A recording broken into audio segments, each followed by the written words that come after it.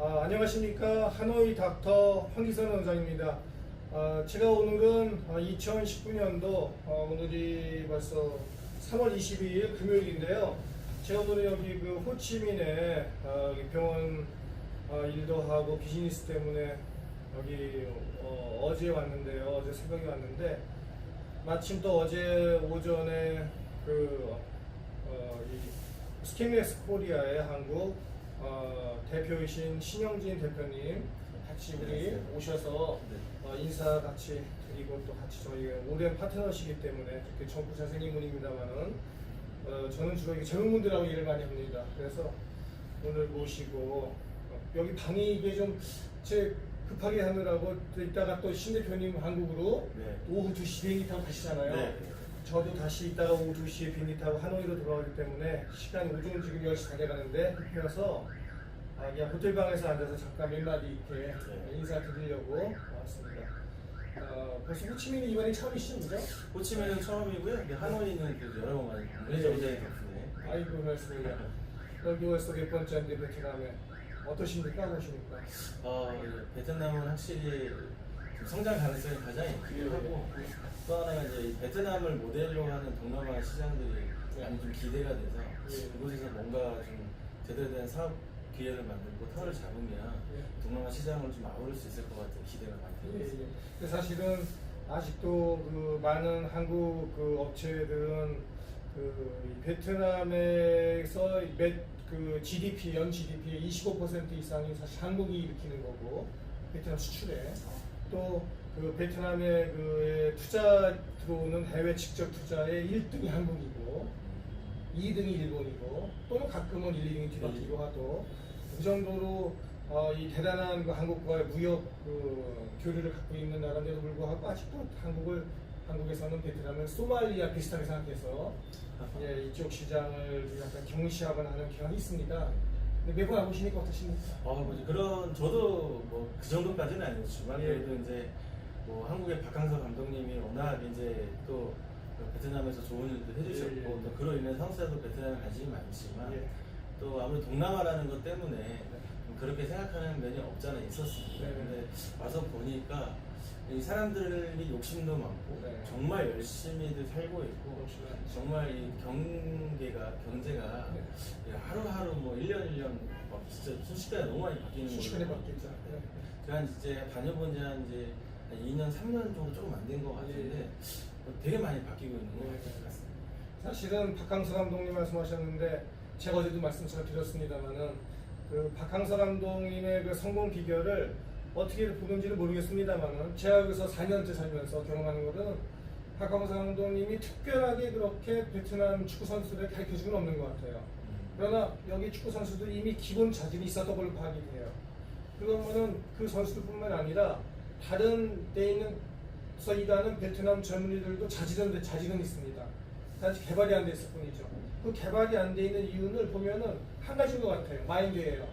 글로벌 스탠다드에 도달하려고 노력하는 정신이 부족한 것이죠. 그래서 그런 것을 갖다가 박 감독님이 한국인으로 봤을 때 글로벌 수준으로 끌어올려준 거죠.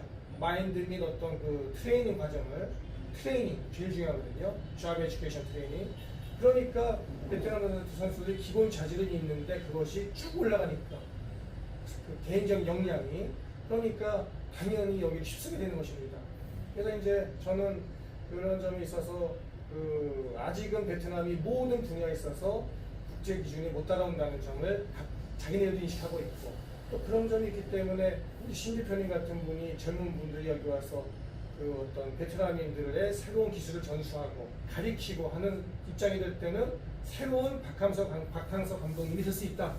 그 분야에 있어도 저는 믿습니다. 그래서 베트남은 한국인에게 제2의 기회의 땅이라고 생각하는 점은 한국인은 베트남인들을 글로벌 수준으로 이끌 수 있는 한 단계 도약시킬 수 있는 노하우와 우리는 투지를 갖고 있다. 그렇죠. 믿습니다. 그래서 그렇게 끌어올리려고 노력을 하고 애쓸 수 있는 의식을 가지고 있는 사람들도 한국 사람밖에 없지 않을까. 그렇죠. 뭐 일본 사람이라든지. 일본 사람? 안 돼. 미국 사람이나 뭐. 미국 사람도 안 돼. 그런 정도는 한국 사람이 좀 잘 맞는 것 같아요. 아니 우리 한국 사람이야 뭐 그 제가 예전에 어제도 얘기했지만 트레이닝 받을 때 보면은 제가 저기 그 의사 레지던트 뭐 이런 거 전문 있다는 과정만 보더라도 우리 집에 안 가, 1년 내내 집에 안 가고 밥 맨날 굶고 밤 1시까지 맨날 술 먹고 하루 종일 일하고 그래도 불평 한마디 안 하고 6시 일어나고 6시가 뭐야? 5시간 일어나고 그래도 불평 한마디 안 하고 트레이닝 받고 그래서 그렇게 이제 의사에서 트레이닝을 네. 하시고 또 로컬 나오셔가지고 또 피부과 원장님들 성형외과 미용하시는 원장님들이 그런 노력과 열정으로 이게 사실은 조금 과장하자면 세계를 다 네. 제가 지금 세계 탑이죠. 예 세계 탑이 된 거고 또 그리고 또 이 뭐 동남아에서 말할 것도 없고요. 네. 이미 이제 한국의 이제 미용이 전 세계적으로 알려지고 각광받고 네. 있는데 그런 덕분에 저 같은 사람도 좀 잘 먹고 살고 있고 또 미래가 아주 밝다. 더 잘 먹고 살아요. 그러면 정말 좋은 기회가 있을 것 네. 같아요. 제가 이제 중국이나 동남아를 많이 다니면서 느끼는 거는 아까 말씀하셨던 그 서비스 마인드에 대해서 근데 확실히 이제 한국에서의 그 서비스 마인드가 조금 더 나아있고 네. 또 저희들도 이제 그런 예전에 미용 이러면 무조건 예뻐지게 하는 것만이 주 목적이었다 그러면 이제는 고객의 만족을 좀 더 높이기 위해서 네. 그런 서비스 마인드가 정말 필요한데 그런 거를 한국에서 경험한 것들 동남아 시장에서 또 특히 베트남에서 네. 이렇게 시작을 할 수 있고 가질 수 있다면 네. 말씀하신 것처럼 제2의 박항서 감독 네, 그런 되는 분야에서 네. 뭐 도전해보면 할 것 같습니다. 박항서 감독이 아무리 훌륭한 분입니다만 축구나 잘하지 솔직히. 아니 박항서 감독이 피부 미용 알아요? 우리 신대표님은 이 분야에서 기계 분야에서 선영해서 박항서 되는 거예요. 똑같이 하시면 똑같은 마인드로 이끌어 올려주면 저도요 마찬가지로서 피부 성형외과 하면서 똑같은 마인드를 갖고 지내고 있습니다. 그러면 더도 이 분야에 있어서는 제2의 박항서가 될 수 있다. 누구냐? 제2의 박항서는 그 분야의 스승님이다 이거죠. 총리도 존경하는 스승입니다. 그 분야에 있어서. 그래서 그 점을 생각하고 있고요. 그리고 서비스 마인드 말씀하시는데 이 전반적으로 아직도 이 동남아 외 중에서 베트남이 뛰어나다고 하지만 여전히 서비스 마인드가 낙후되어 있습니다. 그래도 호치민은 하원보다 낫죠. 그렇죠? 호치민 나나 그러나 제가 보기엔 여전히 왜 낫다. 왜냐하면 고객 진짜 서비스 마인드는 뭐예요? 겉으로만 내가 이렇게 말로만 하는 게 아니라 말로만 하면서 어떻게든지 좀 더 등쳐갖고서는 좀 더 돈 더 받아내려고 하는 게 아니라 실제 그 사람의 그 어떤 그 위하는 마음을 가지고 할 때 내 마음에 진심으로 그런 마음을 갔을 때가 제 서비스 마인드 아닙니까?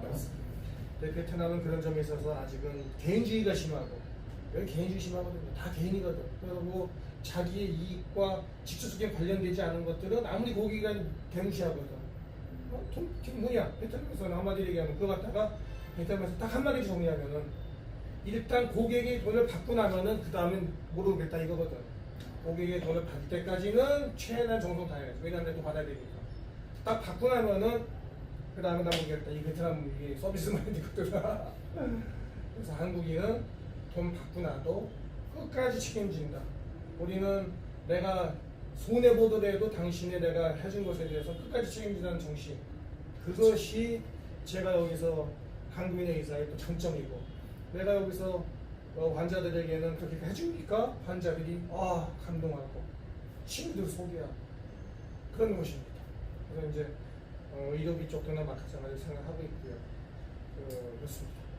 그래서 저는 원장님 그 베트남이 이게 지금 전 세계적으로 보면 예전엔 메이드 인 차이나가 많았다 그러면 요즘에는 전자제품부터 생활용품 보면은 메이드 인 베트남이 되게 많이 생겨나고 있거든요. 그 얘기는 그만큼 베트남에서 기본적인 생산력과 또 기술과 이런 것들이 좀 많이 개발이 되어 있는 상태라서 사실은 지금 미용기기나 뭐 레이저 이런 어떤 장비들을 그 베트남에서 만드는 게 아직까지는 제가 많이 못 보는 것 같아요.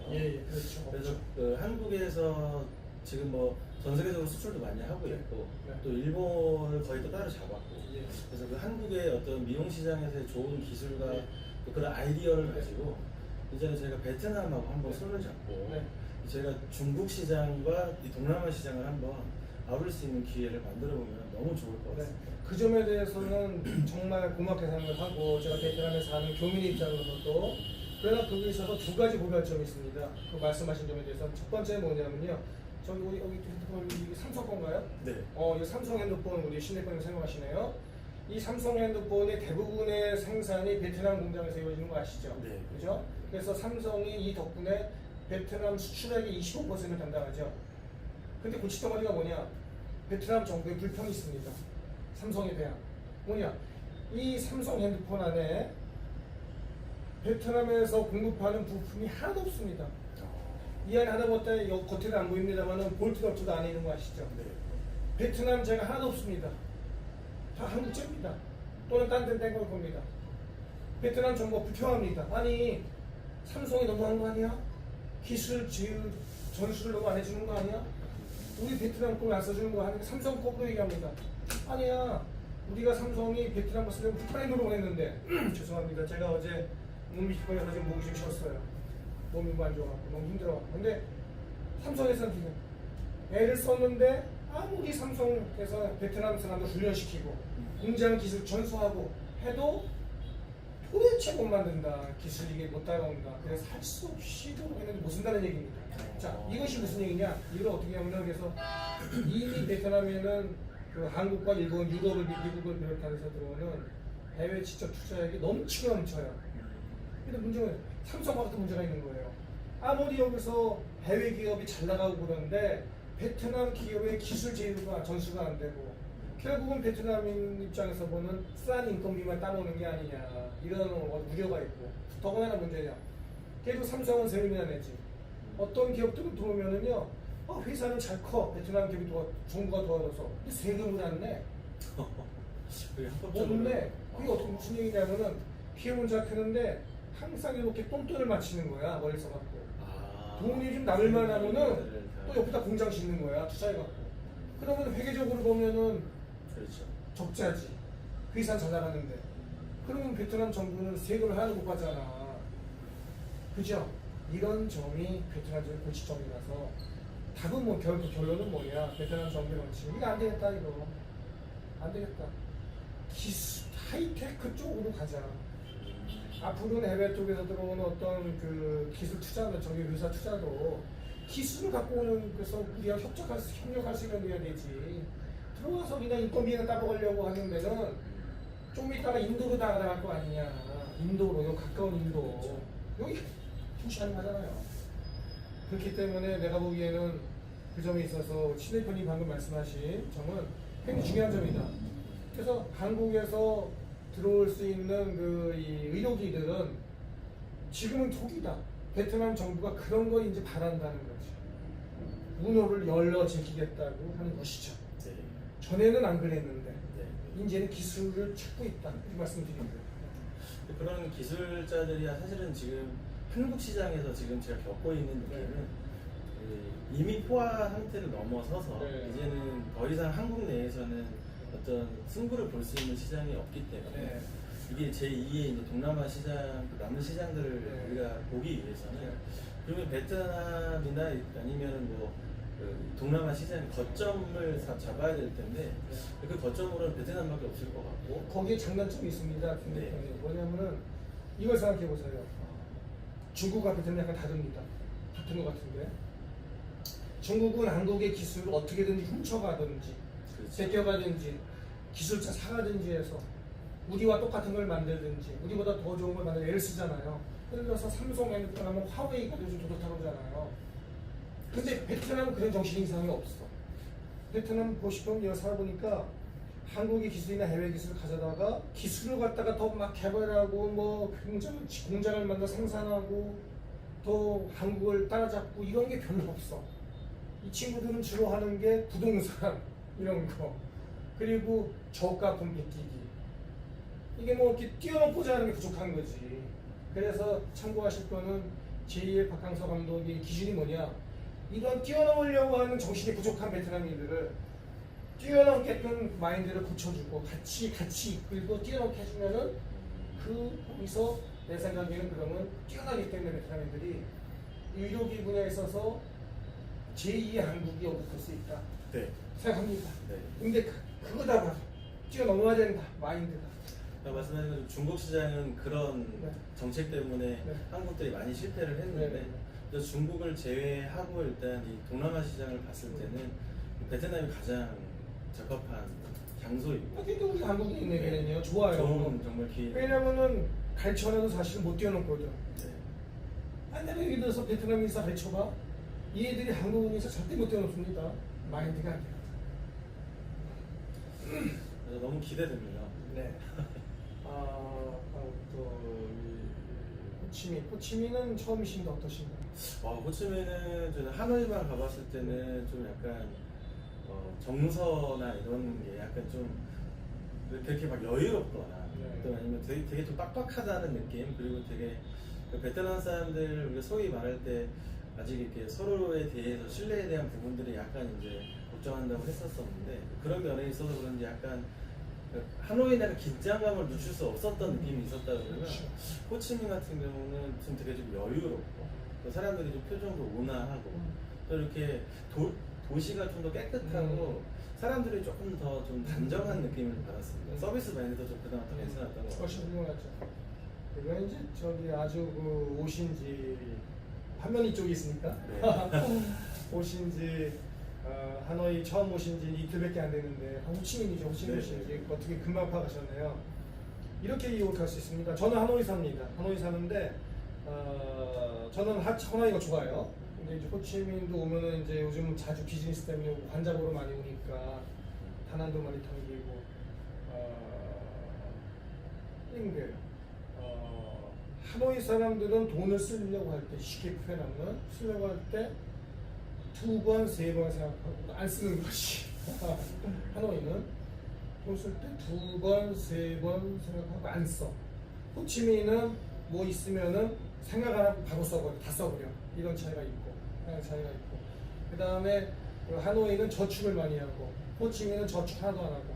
그래서 그 호치민에 살고 있는 많은 부자들이 사실 하노이 사람들이고, 하노이에서 돈 벌었으니까 이제 살만하니까 사는 거는 살기 좋은. 하노이 살기 힘듭니다. 더럽고 살기 좀 호치민에서 사는 겁니다. 하노이 부자들이 영화에서 많이 살고 있고 여기 먹을 게 지천이고요.